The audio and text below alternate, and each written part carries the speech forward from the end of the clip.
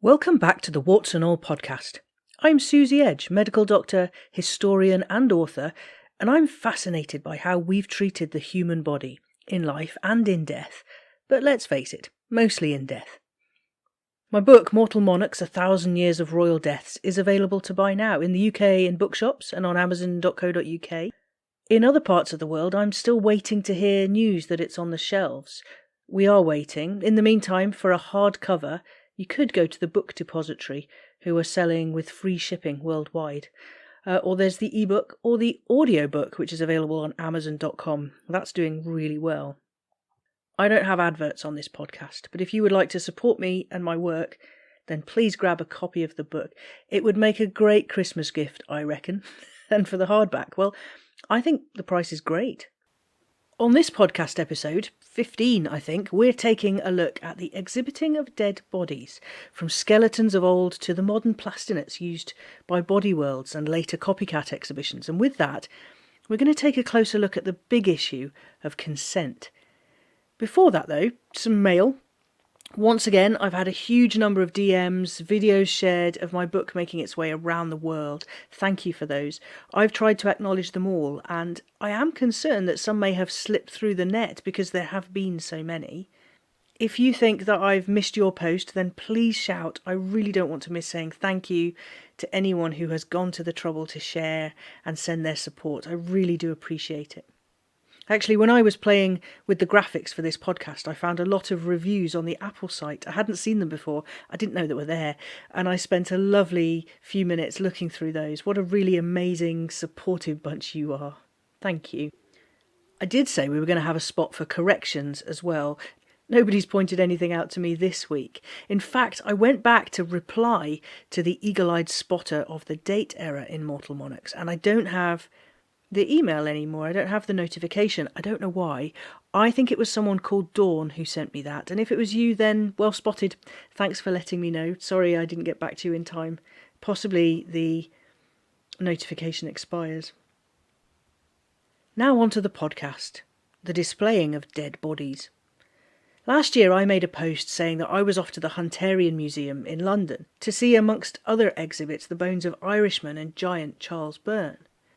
The remains of Byrne were dissected and have been on public display for the last 100 years, against the wishes of Byrne himself. It was a subject I wanted to address, in part as part of the research I'm doing for my next book, but more on that later. I had an immediate reply telling me that the museum is shut for refurbishment, and so I couldn't go. And they pointed out that I probably shouldn't go anyway because he didn't want his body used in that way, and I was just encouraging them, and could I not do that? Ouch. I was left thinking about displays, body parts, and consent. Why was Byrne singled out? Well, he was born in 1761 and he grew to 7 feet 7 inches tall. He had a pituitary tumour that, it's hard to say, he had a pituitary tumour that contributed to his continued growth. He became very well known because of it, and as such he was spotted by the anatomists. They asked that he donate his body for dissection upon his death, but he refused. He even asked his friends to make sure that his body was disposed of at sea, and still the undertakers managed to enable the anatomists to steal his dead body.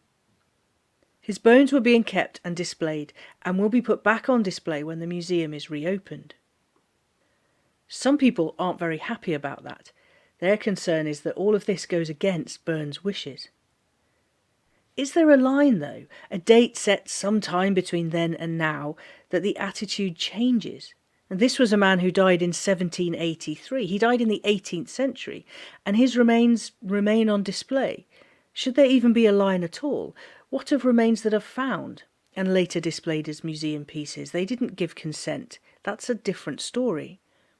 I ask because there are exhibitions now that display human remains, some with questionable provenance. How do the millions of people who have paid to view these exhibitions feel about the ideas of consent? It always seems to be a mixed bag when the punters at these exhibitions are asked whether they would like their own bodies treated in this way. Half of them say, yeah, go for it, I won't need it when I'm dead. And half say, absolutely no way. So that was a thought festering in my, let's face it, rather strange mind when I was wandering around London in October 2022. I was starting to think about the impact of so-called dark tourism and how work and online content like mine contributes to such a thing. Having visited the old operating theatre and had fun amongst the images of 19th century operations, I was wandering around London with a few hours to spare before my flight home, and I came across some posters for Gunther von Hagen's Body Worlds exhibition. I was momentarily excited because I had almost forgotten about this. After the huge hype of the late 90s, a time when I was dissecting bodies myself in anatomy classes, I had been to Brick Lane back then in the early 2000s to see it, but the excitement of seeing it again was very short-lived. The posters were faded and frayed at the edges, and though I followed their directions, like the faded posters, the venue was in a bit of a state. The doors were shut and the alleyway to the entrance was reeking of urine, and that told me that I wasn't going to find the Body Worlds exhibition that day. I was disappointed. I had seen the exhibition years ago, as I said, when it first came to London. Its home was in the old brewery in Brick Lane, and I had not had the chance to see it again, and I had not realised the scale of the operation that Body Worlds had become. It was later housed at the Ripley Believe It or Not exhibition, where that had been in Piccadilly, and millions had seen it, but it had not reopened its doors since after the COVID lockdowns. Coupled with my interest in, well, not seeing Charles Byrne's bones, it got me thinking about Body Worlds, what it had become in those years I'd forgotten about it, and what happens now. Body Worlds was the exhibition arm of Gunther von Hagen's body of work. Sorry about that. The show contains various anatomical specimens, from blocks of preserved tissue to full-body posed cadavers in varying states of dissection and preservation. With light boxes and full walk-round displays, it really was, and in some places still is, quite the spectacle. Von Hagens is an anatomist who achieved a doctorate in Heidelberg in the 1970s, and it was back then that he started to develop his technology of plastination. It was his invention, and it took years to perfect. The result was groundbreaking, but more on von Hagens. Gunther von Hagens himself brings a novelty to this work. He's a showman, can be shocking, and always wears a trademark fedora. It's a literal hat tip to Nicholas Tulp. In Rembrandt's The Anatomy Lesson of Nicholas Tulp, the subject is wearing such a hat, and now von Hagens is not seen without one. In the 1990s, when his technique was perfected, he took the show on the road. Back then he appeared on the UK talk show presented by Jonathan Ross. He walked out to a band singing the Monster Mash. And on that show, Ross introduced him saying that he makes works of art from human corpses. There was no space there given to that von Hagens was a doctor who developed his techniques with a mind to education. He even described himself as a public anatomist. He had done the first public display of dissection for many, many years, like maybe over 100. I do think it's a bit of a shame that there's no differentiation between von Hagen's work and the later copycats who were not doctors looking to further our knowledge, but they were just out to make money by putting on a show. That's probably not helped by von Hagens himself being such a showman, and maybe one could argue that without his eccentricity and his personal brand, that his show and later versions would not have become what they did. So what is the plastination process? Von Hagens described that in the 1970s he saw a specimen that had been encased in plastic in order to preserve it. He then had the idea that perhaps they could put the plastic on the inside of the specimen rather than on the outside. And he then spent 2 decades perfecting the technique he called plastination. The water was removed from all the cells to be replaced by acetone. Now that boils at a low temperature, so that can be vaporized, and then with a vacuum process the polymer is drawn into the cells. Polymers then harden and remain in the shape of the tissue that they had filled. The process, von Hagens tells us, brings the tissues to a place between death and decay. He described that there should be a consideration of aesthetics and pride in the specimens, making the anatomy emotional, rather than simply in the anatomical position of prone position, hands by side, arms facing the ceiling. The Renaissance anatomists, after all, would put bodies in lifelike poses and displays, and they were an influence on von Hagens. and we see that with his trademark hat.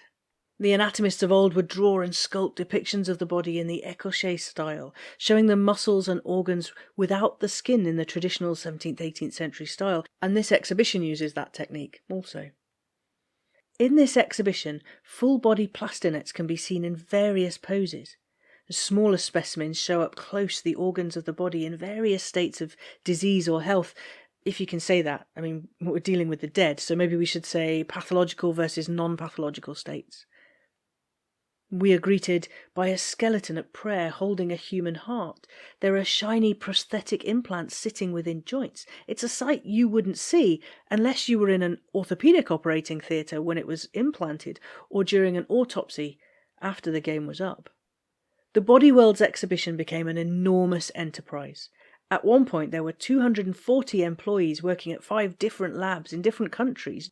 As the spectacle grew in the late 90s and early 2000s, so did von Hagens. He opened up a lab in Dalian City in China with the help of a chap called Suzie Hongjin. Now, Suzie Hongjin later took the plastination process and set up a rival, Bodies, the exhibition, and trouble started to grow. So what was the controversy? Well, it wasn't just Chinese, but we'll start there.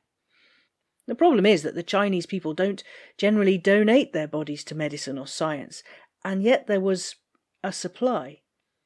It was thought that the bodies were coming from the police. Where the police acquired them from was unknown. Alarm bells might start ringing at that point. Accusations started to appear. The German magazine Der Spiegel published an exposé. They claimed that at least 2 of the bodies in von Hagen's stores in China had bullet holes in the head. It was a serious accusation.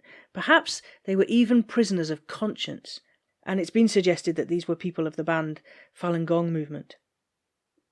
Von Hagens took out an injunction against the magazine. They couldn't publish such accusations again. He denied any knowledge of Chinese cadavers in his exhibitions. In 2003, he returned 7 corpses to China. Von Hagens has always maintained that his cadavers were ethically sourced, and when a problem arose, he did send bodies back. But it wasn't just Chinese bodies that had caused a commotion. Earlier, in 2002, von Hagens denied that Russian bodies were used in his exhibitions, despite 2 Russian doctors from the University of Novosibirsk in Siberia being charged with illegal supply of 56 bodies to von Hagens. They were accused of supplying the dead bodies of convicts, of the homeless, and of the mentally ill, without the consent of them or their relatives. Von Hagen said that the bodies were sent to his lab with the intention of him carrying out the work, the treatment of plastination that he was an expert at, and returning them to Russia, being the contractor, if you will. Again, he said that those bodies on display in his Body World show had full consent. He also had a long waiting list of people who were keen to donate their bodies. Waiting list might not be the right way of putting it, but you know what I mean. He was therefore asking, why would we need to pay for bodies of questionable provenance? One protester said of the whole thing that if you're going to do business with Russia and China, then one must be aware of the corrupt nature of their governments. If you're buying cheap specimens in China, that should tip you off. He had a point.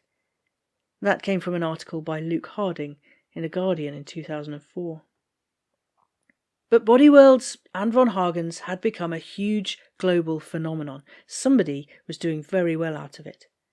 Von Hagens, whether he had knowingly used illegally sourced bodies or not, I think has somehow been brought down further by the clearly less scrupulous, less caring copycats to his work. Taking the plastination process and copying it, other exhibitions would soon spring up around the world in the same manner as von Hagens. In 2007, the Bishop of Manchester, when a human plastinet show came to his city, called the exhibitors body snatchers. He was referring to all the shows, the original Body Worlds, but also the copycats. Bodies, the exhibition. Our Body, the universe within. Bodies Revealed. Body Exploration. Mysteries of the human body, and Cuerpos Entrenables. These later copycat shows took the plastination techniques and ran with them, really without the original ideas and reasoning of von Hagens. Like him or not, he could explain what he was doing and why he was doing it, and not just solely for a freak show voyeurism that the later groups seem to have done it for. And what's more, their bodies came from China. Lord Alton of Liverpool spoke to the House of Lords in 2021. He said that at the show at the NEC in Birmingham in 2018, there were probably people who had been executed in China. New York Attorney General Andrew Cuomo, after investigations that also looked at organ harvesting, said, despite repeated denials, Premiere, who were the company behind the other exhibitions, can't demonstrate the circumstances that led to the death of the individuals. These ones, they are a bit more murky, and yet they are being seen by millions of willing members of the public wanting a peek inside the bodies, a view very few of us get to see. And I don't know about Hagens either way. I certainly can't accuse him of anything.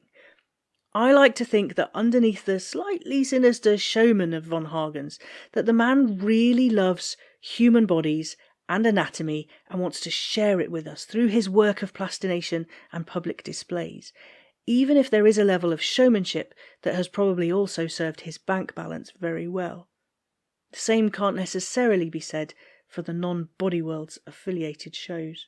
But they remain popular, and the consent debate continues then, not just about the century-old bones of the Irishman and giant Charles Byrne, but today with the display of unknown and perhaps even murdered people. Beyond the questions of whether or not those on display ever gave their consent to be part of the exhibitions, for some, the ethical dilemma is more about the treatment of people after death, the display of bodies to a paying public. Religious ethicist Thomas Hibbs said that by manipulating body parts in this way, the exhibitors were stripping the larger human significance. This was dead body porn, he said, and he questioned what it is about society that so many would queue up to see the bodies, when I say so many, it was many, many millions of people. So basically, in my mind, and sorry to get a bit philosophical, he's arguing against what society wants to do, and what might go against his particular interest, religious or otherwise, but I would argue not society's. I don't know if the London Body Worlds exhibition intends to open their doors again. They have a lot of work to do there, if that's the plan. Someone needs to clean that alleyway for a start. Von Hagens is in his 70s now, and sadly has been diagnosed with Parkinson's disease. He surprised his wife with a request that the body be put through the plastination process so that he might be put on display and greet visitors to the exhibition, complete with his trademark hat. Yeah, I'd go and see that. What does that say about me? I'll leave that for you to decide. As for my body, do what you like with it. So millions of people all over the world have queued, paid for and filed past the global phenomenon that is the Body Worlds exhibition. For science? For learning? For voyeurism? Well, it's not for the squeamish, that's for sure. For me, that's for the individual to decide. Instead, this exhibition, and later copycats, provides an accessibility to the human body that is simply not possible for those who do not work in healthcare, and many have never seen a dead body nowadays. There does need to be, though, a consideration of consent, and wherever you are in the world, whatever the laws are, perhaps von Hagens and the other Body Worlds type exhibitions needs to be as vigorous as the most serious, and therefore everybody's happy. Consent needs serious considerations, and denials and talk of lack of knowledge just dodge the truth. I, for one, have no problem with the display of human anatomy for the purpose of education, be that formal or otherwise, and bearing in mind that such exhibitions are educational, even if they're not affiliated to university courses or science centres. They are educational because they expand the experience of life. They do need to have consent, though. So, what of Charles Byrne? Has too much time passed? Am I saying that consent is needed for those, but it's not needed for Charles Byrne's body? No, I'm not. We're all so full of contradictions, aren't we? I still don't know if there should be a line, a date line, to say before this date it's good, after this date. I think the thing about Charles Byrne is that It's not that his body was taken without consent. His body was taken against his desire and will. And if you're going to look at this like it's not black and white, that there's a spectrum, well, his is at the far end of it. He said no. What should we do with his bones? Maybe it's time to bury them. I've been pretty busy lately. What have we been doing? I was a guest on BBC Radio Shropshire with Jim Hawkins. That was a fun chat, and they've asked me back to join in again at the end of November, so I'll let you know what's happening with that closer to the time. I was a guest on the Bestseller Experiment podcast where we did a deep dive into using TikTok for authors and how authors can tell stories to get themselves out there on the wonderful app that is TikTok. I was a guest on the Betwixt the Sheets podcast, which is a podcast from Dr. Kate Lister and History Hit, where we talked about, guess what? We talked about the deaths of kings and queens over the last 1,000 years. We recorded that podcast on the morning of the 8th of September. It was when the Queen died, but we didn't know at that point. Obviously, we didn't know that was going to happen. And so we just kept it back for a wee bit, out of respect. I'm going to be doing some talks in the coming months, which are starting to fill the diary. And I'm going to be talking to some higher English students as well about writing non-fiction. And what else? Well, in between all of those things, I'm writing another book. But, as I said before, more on that later. So what's next? Well, I'm so glad to have the podcast back up and running. The whole warts and all idea is wide-reaching, and we will look at different aspects of the human body's place in history. Coming up, we're going to have a look at A Year Without a Summer, the Old Operating Theatre, the hospital at the Battle of Waterloo. So please subscribe, rate and review us on the Apple app or wherever you are, and we can keep going. In the meantime, you can find me on TikTok at Suzie Edge, on Twitter at Suzie Edge, on Instagram at Suze.edge. I'm trying to sort out Be Real at Suzie Edge, but the app is fighting me for deleting and reloading it. I'll try and get that sorted. My website is susieedge.com, and there are links there to buy the book Mortal Monarchs. Please do. And I'll see you soon. Unless you want to buy the audiobook, in which case, I'll be back in a moment.